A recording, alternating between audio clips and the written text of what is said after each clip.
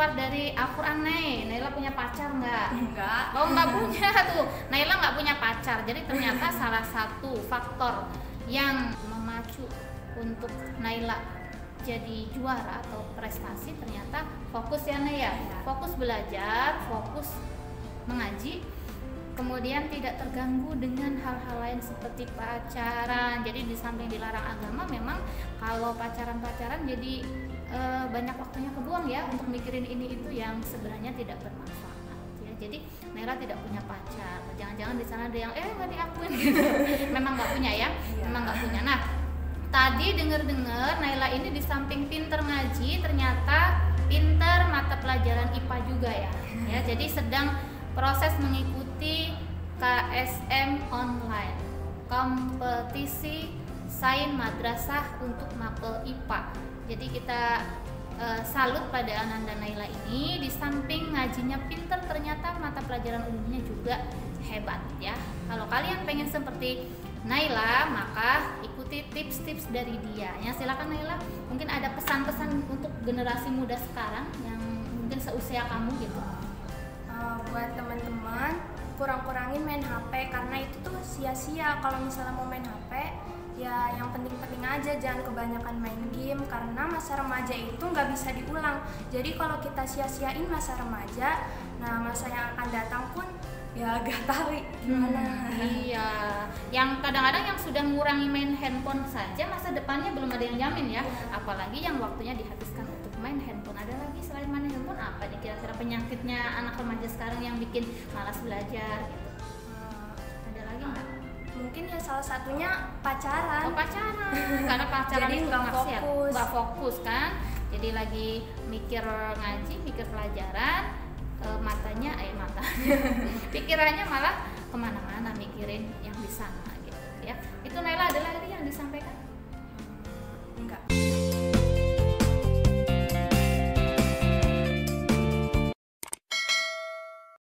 Assalamualaikum warahmatullahi wabarakatuh. Alhamdulillahi rabbil alamin. Allahumma sholli ala sayyidina Muhammad wa ala ali sayyidina Muhammad, amma ba'du. Sudah kita saksikan bersama cuplikan obrolan saya dengan salah satu siswi Madrasah Sanawiyah Negeri 1 Bekasi bernama Naila, yang cukup menginspirasi bagi para remaja yang sebagian besar masih sibuk dengan khayalannya tentang romantisme percintaan atau berbagai kemewahan-kemewahan yang ditunjukkan oleh sebagian orang-orang kaya di negeri ini. Naila mengajarkan pada kita bahwa bisa kok kita fokus belajar dan sukses, pandai di bidang agama dan tidak kalah di bidang umumnya. Artinya tidak benar bahwa anak yang menghafal Al-Quran, yang tekun mempelajari Al-Quran itu tidak bisa menguasai matematika sama IPA. Tidak tepat kalau ada yang bilang bahwa anak itu hanya akan berprestasi di bidang akademiknya, semua pelajaran nilainya bagus kalau dia tidak terganggu dengan hafalan-hafalan Al-Quran atau pengetahuan-pengetahuan agama yang banyak. Kita wajib belajar agama, tapi tidak boleh kita bersikap anti terhadap ilmu pengetahuan lainnya. Itu yang tepat. Jadi dua-duanya kita pelajari. Kunci agar kita bisa sukses dalam berbagai hal itu adalah fokus terhadap hal yang kita ingin sukses, tidak terganggu dengan hal lain yang tidak bermanfaat, dan tentu saja semua itu harus diawali dari sikap disiplin. Bulan suci Ramadan adalah waktu yang sangat baik bagi kita untuk belajar menjadi orang yang disiplin dalam hal pemanfaatan waktu. Karena biasanya di bulan Ramadan keimanan kita cenderung meningkat dan semangat ibadah kita juga naik beberapa tingkat. Jadi kalau di luar Ramadan kita sholat duhur di awal waktu asar, asar di awal waktu maghrib, maghrib di awal waktu isya, isya di awal waktu subuh, dan subuhnya dijamak sama duha gitu ya. Padahal jangankan sama sholat duha, dengan sesama sholat fardu pun sholat subuh kan nggak boleh dijamak. Nah kadang-kadang saking lalainya kita, maka yang nggak ada pun kita ada-adakan gitu ya, sholat subuhnya bareng dengan sholat duha gitu karena kesiangan. Nah, di bulan Ramadan biasanya kita sholat subuh berjamaah tepat waktu karena sudah bangun dari sebelum subuh untuk sahur. Zuhurnya jamaah, asar jamaah, maghrib yang kadang jamaah kadang enggak ya karena keasikan makan gitu. Isya jamaah karena lanjut mau taraweh. Jadi kalaupun ada salah satu sholat yang kita tunda waktunya, itu biasanya prosentasenya kecil dibanding di luar Ramadan. Jadi di bulan yang penuh berkah ini kita dididik untuk menghargai waktu, mengatur waktu ya, kapan harus ibadah ritual, kapan makan, kapan istirahat, kapan tidur, jam berapa harus bangun. Bahkan semua anggota tubuh kita semuanya belajar untuk disiplin, mengikuti aturan-aturan yang sudah dibuat oleh yang menciptakannya. Lisan kita disiplin ya, tahu kapan harus bicara, kapan harus diam. Kaki kita disiplin kemana harus melangkah dan kemana nggak boleh dilangkahkan. Telinga kita harus disiplin ya, apa saja yang boleh didengar dan kapan harus ditutup rapat agar tidak bisa mendengar sesuatu yang tidak baik. Dan dari semua anggota tubuh yang kita latih untuk disiplin itu, tentu yang utama, yang wajib kita jaga, wajib kita didik adalah segumpal daging yang menjadi penentu baik dan buruknya seluruh jasad, yaitu hati. Makanya kalau kita merasa sudah tidak bisa mengendalikan lisan kita untuk tidak mengucapkan kata yang buruk, tak bisa menahan tangan kita untuk tidak menyakiti orang lain, jemari kita untuk tidak menulis kalimat yang tidak baik, kaki kita untuk tidak melangkah ke tempat yang tidak baik, telinga kita untuk tidak hobi lagi dengerin gosip dan hal-hal yang melalaikan lainnya, maka yang bisa kita lakukan adalah membersihkan hati kita, menyembuhkannya dari penyakit hati dengan obat hati yang biasanya sangat ringan untuk kita laksanakan di bulan yang suci ini. Baca Quran dan maknanya, sholat malam, berpuasa, zikir malam yang lama, dan kumpul dengan orang-orang yang sholih. Kelima-limanya secara rutin dan disiplin kita lakukan di bulan Ramadan, dan semoga akan terus kita amalkan disiplin dalam ibadah itu sampai di 11 bulan lainnya. Dalam hal ini, jika status kita masih sebagai seorang pelajar, maka tentu saja harus disiplin setelah dididik selama sebulan ini.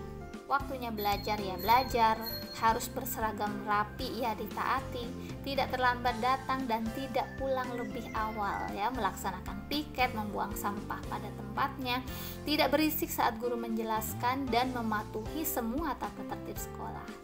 Dengan begitu, nilai-nilai yang terkandung dalam ritual ibadah kita bisa mempengaruhi kepribadian kita untuk menuju insan kamil yang berakhlakul karimah. Dan jangan berpikir nanti di luar Ramadan kita nggak bisa belajar disiplin lagi. Karena sebenarnya setiap ibadah yang Allah perintahkan itu mengandung nilai-nilai kedisiplinan, tidak hanya puasa. Kita sholat harus wudhu dulu.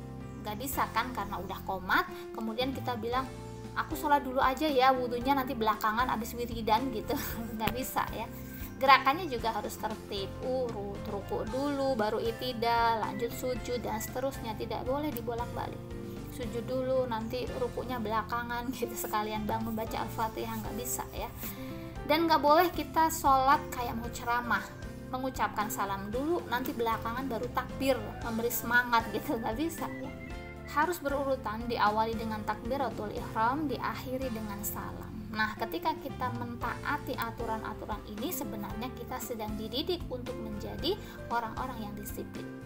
Semuanya sudah diatur, syarat dan rukunnya. Kalau kita tidak patuh, maka tidak sah sholat kita.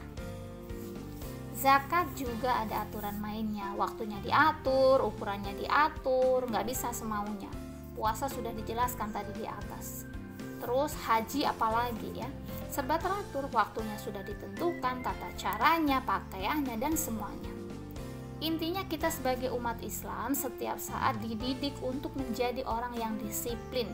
Jadi harusnya dalam berbagai hal, dalam hal apapun, kita harusnya menjadi orang yang paling disiplin sebenarnya. Janji jam 1 datang, jam 1 atau malah sebelumnya. Undangan rapat jam 9, hadir jam 9 atau jam 8.50 gitu.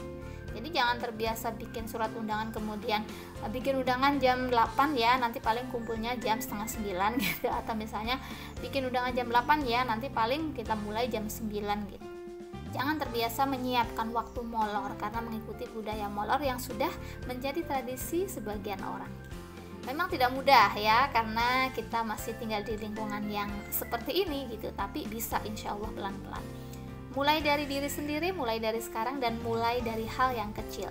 Insya Allah suatu saat kita akan menjadi umat yang tidak hanya bangga dengan ajaran agama kita, tetapi bangga karena bisa mempraktekkan ajaran itu dengan baik dan ikhlas. Kalau sudah mempraktekkan, maka tinggal kita nanti, kita tunggu jatah kita untuk menjadi orang yang sukses. Karena kunci dari kesuksesan sebenarnya adalah disiplin dalam segala hal yang nantinya akan menjadikan kita fokus untuk mencapai sebuah kesuksesan.